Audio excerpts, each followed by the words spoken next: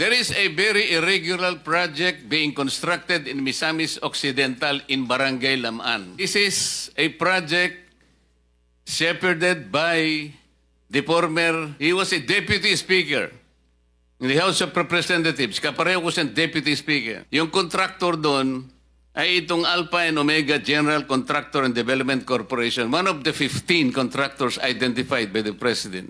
Ginamit lang po yung lisensya niya, Mr. Secretary. Alam mo niyo kung sino yung gumawa doon? Yung mismong gobernador ngayon na mayroong isang construction company. I hope he is listening. At sasabihin ko sa kanya ngayon, hindi pa ako tapos sa'yo. Kasi nabanggit nga dito kanina na may mga ghost projects, na may mga projects na nabigay sa mga kontraktor na kaduda-duda for the longest time. Ang tanong ko sa DPWH, kasi sa ngayon, nag-research kami, sa 103 na blacklisted na mga contractors, isa lang dito ang na-blacklist ng DPWH sa flood control. Isa lang. Bakit isa lang?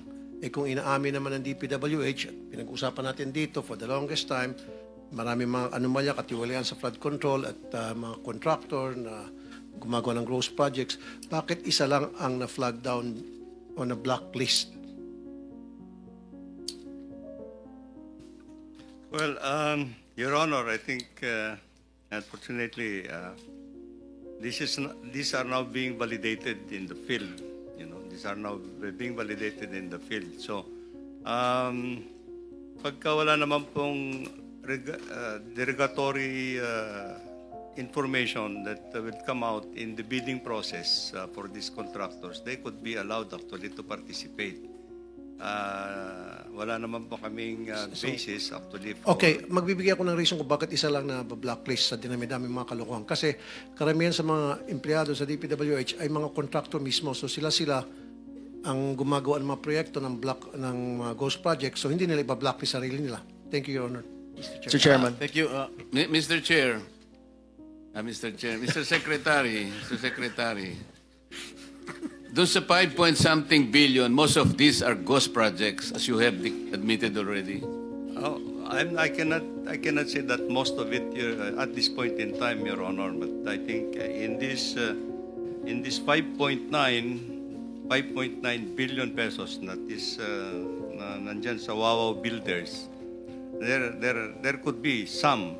Kasi sa Bulacan muna yung pinag-uusapan natin. Yes, Your Honor. So some of these projects are ghost projects. Could be, Your Honor.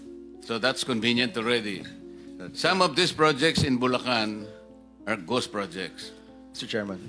What happens with the performance bond? What do you do with the performance bond? Each project has a performance bond. Tama po? Yes, Your Honor. Aren't you supposed to confiscate the performance bond? Well, if the project has lapsed actually for its warranty, Your Honor. Hindi, as admitted, some of these projects are ghost projects. Yes, Your Honor. So you have to run after the performance bond. Yung insurance company, kailangan habulin natin. Yes, Your Honor, yes. What will you do?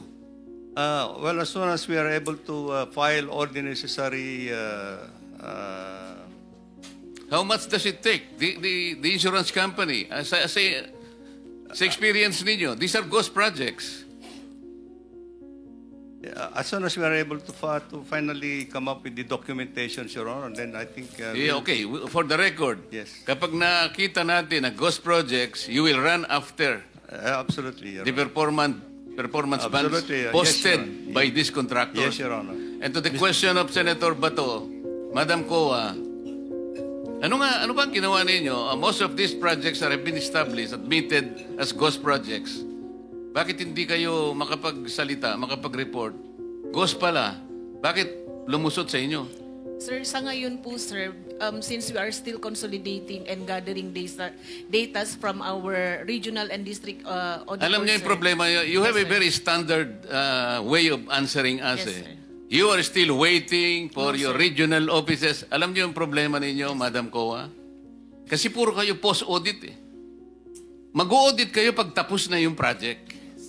like what happened in Misamis Occidental, I asked your regional, anong tawag niyo ron? Director po, sir. Regional Director ng COA. I asked him, there is a very irregular project being constructed in Misamis Occidental in Barangay Lamaan. This is a project shepherded by the former, he was a deputy speaker in the House of Representatives. Kapareho ko siyang deputy speaker. He was able to get a 50 million project from DPWH. Tinanong ko yung DPWH doon in Region 10. How come DPWH now is funding housing projects? Kailan nangyari ito? And then when I asked him, yung baka akong pagtatayuan ng lupa ng housing project na yan, costing 50 million pesos. By the way, Mr. Secretary, yung contractor doon ay itong Alpha and Omega General Contractor and Development Corporation, one of the 15 contractors identified by the President. Sabi ko, tinatanong ko sa kanya, alam mo ba na yung pagtatayuan ng housing project na ito ay hindi pa sa pangalan ng city? I don't know, sir. Bakit hindi mo alam? Kasi po, mag-audit lang po kami pagkatapos ng project. Saan ka naman nakakitang? Ibig po, sinasabi ko na nga sa iyo ngayon eh.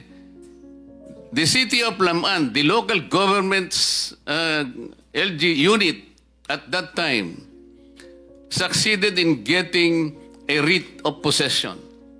On the basis of the writ of possession, itatayo nila yung housing project. I told them, is the writ of possession transform itself as a title for the city? Hindi ko po alam, sabi ng inyong COA. Pag natapos ang project na ito, kanino kakuha ang project na ito? Hindi ko po alam. Ito po yung nangyayari ngayon eh. Ito na naman pong Alpha and Omega General Contractors and Development. Ginamit lang po yung lisensya niya, Mr. Secretary. Alam mo niyo kung sino yung gumawa doon? Yung mismong gobernador ngayon na mayroong isang construction company. I hope he is listening. At sasabihin ko sa kanya ngayon, hindi pa ako tapos sa'yo. Mr. Chairman. Mr. Chairman. Let me continue with the... Mr. Chairman. Mr. Chairman, Mr. Chair, you still have the floor, Mr. kasi Chair. po, just a clarification, Mr. Chairman, kasi taga Region 10 ako. yes, sir. So, Sabihin hindi ko lang naman ito taga na Bukidnon yun, Mr. Chairman. Hindi Bukidnon yun. Yung project na yun ay hindi sa Bukidnon. Misamis Occidental ito eh. Misamis. Lamaan, Lamaan. Okay. Malayo yung Bukidnon. Thank you for the Senator. clarification, sir. Mr. Chairman, connected to So, the... Senator Soto, okay ka na? Tapos ka na po kayo? Kasi kayo yung mga may priority Ako, hindi muna pa. magtanong. And then, Senator Villanueva, wala na siya rito. Senator De La Rosa, okay ka na? And then, now, I will pwede ba? I'm not yet through, Mr. Chair. Only one question. Nasa akin pa yung floor, Mr. Chair. Paano mo nalaman sa iyo pa ang floor? Pare sila singit na singit eh. Pinasisingit mo kasi. Wag ka na magpasingit. You continue. Okay, thank you, Mr. Chair. Okay, Mr. Secretary. Once proven that these are ghost projects, what action are you going to take? We will file all the necessary charges, Your Honor. And ghost projects, actually, sabi ko nga, anybody who is involved in the implementation of that kind of a project has to be answerable.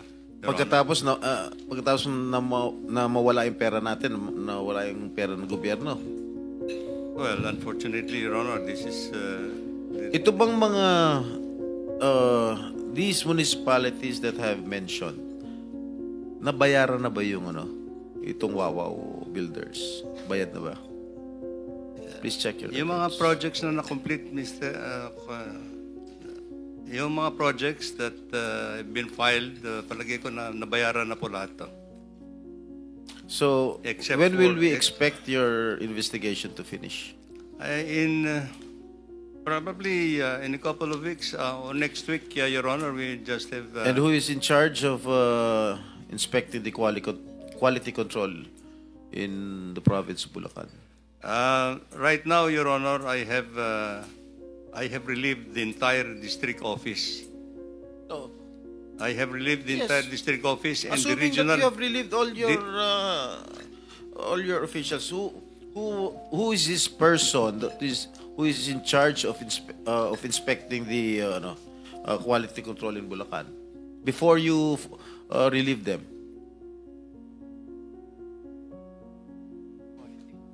In the district office, Your Honor. In charge nga ron sa quality control ng Bulacan. I don't know.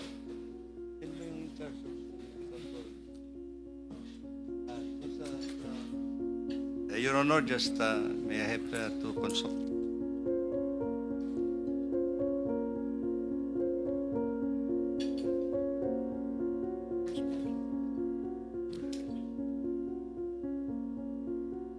Ano first name?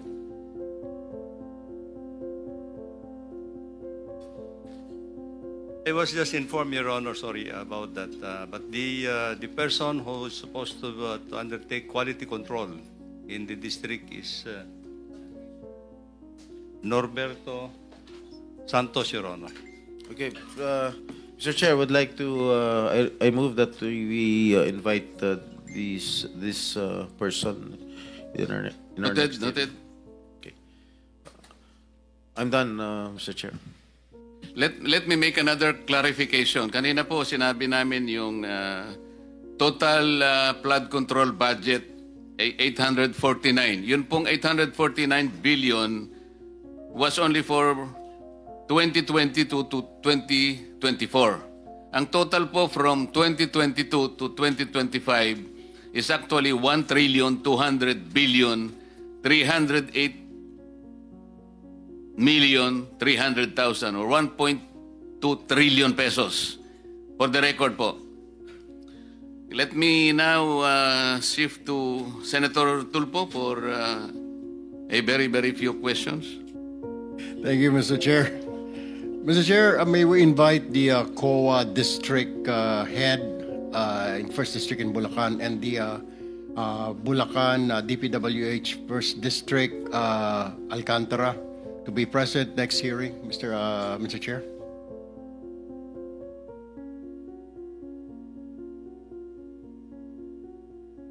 Mr. Chair, can we invite the COA First District of Bulacan and the District Engineer First District Alcantara to... Certainly. Director General, please take note of the request. All right. Now let me direct my question to the Department of Public Works and Highways. Mr. Secretary, based on the list released by the President, there are top provinces with flood control projects. Okay? Pero they're not on top of the list na flood-prone area. Like Cebu with 414 flood control project, Isabela 341, Albay 273, Leyte 262, Camarines Sur 252. Tinitignan ko po itong listahan. Wala po sila dito sa top 10 flood-prone province. Number 1 po dyan, Pampanga, Nueva Ecija, Pangasinan, Tarlac, Bulacan, Metro Manila, Maguindanao, North Cotabato, Oriental Mindoro, Ilocos Norte. Ang tanong ko po, Mr. Secretary, ano po sinunod ho natin dito? Yung hazard mapping po ba? O sinunod natin yung politiko kung saan niya gustong ilagay yung pondo niya? Mr. Secretary. Your Honor, as I have explained, actually po, yung paglalagay po ng projects, ng flood control projects, under the National Expenditure Program po ito, no? Under the National Expenditure Program, meron po kasing allocation for each engineering district. Allocation po. And then, if you say there is a 1 billion allocation for a engineering district, ang policy po namin dito is 70% of that should go to the core program of the department, which is National Road Program Management and bridges, and of course flood control projects. So, ito po yung core program ng department. So at the end, these are prioritized And 70% of the 1 billion, as I said, 1 billion, theoretical 1 billion, can be allocated for local infrastructure. So in the allocation of that 70%, it's all up to the priorities in that district where to put the allocations, either in roads or flood control, Mr. Chairman. So at the end of the day, ang kwan po nito is actually, as I mentioned, it has to go through the process of the projects would have been included in the regional budget proposal. Kaya nga, Mr. Chair, bakit po napakalaki naman ng pinondo po dito sa mga probinsya na ito, when in fact, wala ho siya sa top 10 list ng flood control. Billions po yung pinondo. Ano po ang basis, legal basis po, na pondohan itong 5 probinsya na ito na hindi naman po flood prone sila, Mr. Secretary? Ito po kasi yung situation, Mr. Chair. As far as the National Expenditure Program that is submitted, these are equitably distributed amongst all the legislative and engineering districts. However, Mr. Chair, I think we know that actually after the General Appropriations Act, marami po yung mga projects that are included. I understand that, Mr. Chair, pero yun nga po, ibabalikan na lang ho natin yan because ang tanong po natin, napakalaki naman po ng pondo at saka napakaraming flood control projects ng mga lugar na ito. Hindi po ba ninyo nasilip ito nung nilagay po ninyo sa NEP? Didn't you check man lang or ask as you're planning or whoever is in charge na kailangan natin lagyan dito ng flood control, Cebu, blah, blah, blah. Sana tinignan din ho natin kung magaling ho yung planning natin, kung sino man niya may hawak dyan, binabaha ba? Ang tanong po dyan, binabaha ba? Bakit tayo magpopondo rin sa lugar na ito kung hindi naman po binabaha? It's a waste of money, Mr. Secretary. Waste of time also. Halatang halata ho popondohan mo dito, gagastusan mo na wala namang baha. Di po ba? I mean, am I right? Yes or no lang, Mr. Secretary? Yes, Your Honor. I agree completely. All right. Now, I'll go back to you, Mr. Secretary.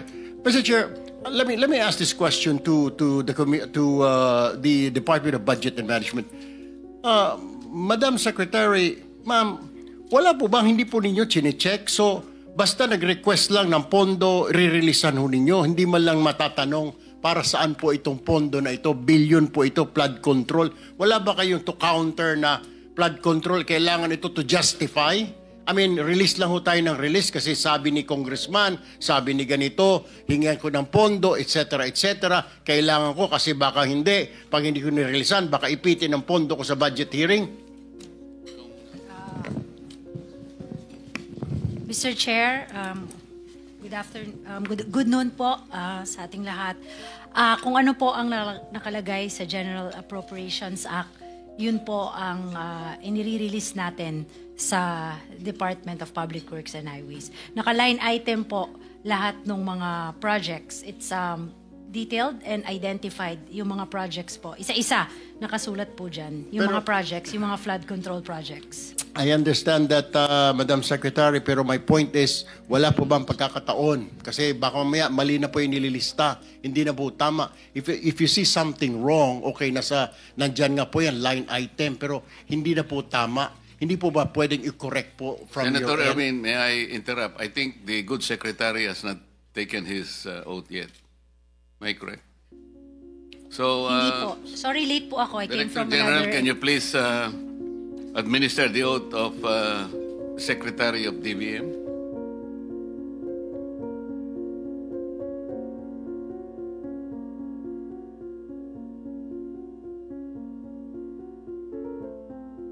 Truth and nothing but the truth in this proceeding.